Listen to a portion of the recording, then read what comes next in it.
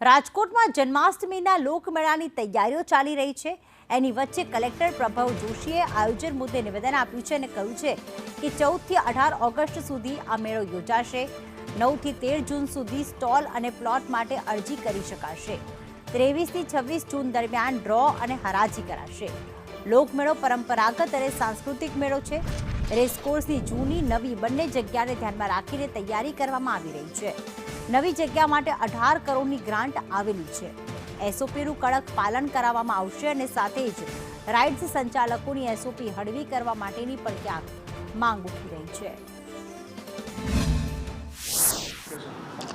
લોકમેળો જે છે એ રાજકોટની આગવી ઓળખ છે। આ વખતે જે ગયા વર્ષે અનુભવ થયા હતા એના અનુસંધાને અમે વહેલી તૈયારી ચાલુ કરી છે, જેથી અમને દરેક પ્રકારની જે સ્થિતિ જેનું નિર્માણ થઈ શકે એની પૂરતી તૈયારી કરવા માટે સમય મળી રહે।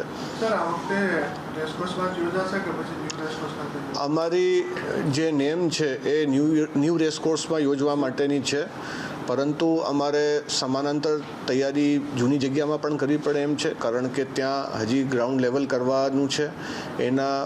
એ દિશામાં પણ પ્રયાસ ચાલુ છે, પરંતુ મેળો તો યોજવાનું છે નક્કી છે, પરંતુ માત્ર આપણે એના નવા પ્લાનના ભરોસે રહીએ તો એ પણ યોગ્ય નથી। એટલા માટે અમે સમાંતર તૈયારીઓ કરી રહ્યા છીએ।